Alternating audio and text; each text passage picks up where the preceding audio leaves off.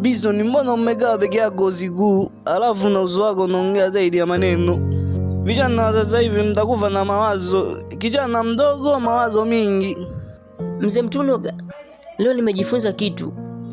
Kumbe mapenzi yanaweza yakakuchekesha jana, leo yakakuliza na kukutoa machozi. Kuna nini tena ndugu yangu? Yule niliyempenda kwa moyo wangu wote ameniacha. Ameenda kwa mtu mwenye pesa zaidi. Pole sana ndugu yangu. Vijana sasa hivi mnawaza sana na mapenzi badala ya kutafuta hela, ndio maana mnaachwa.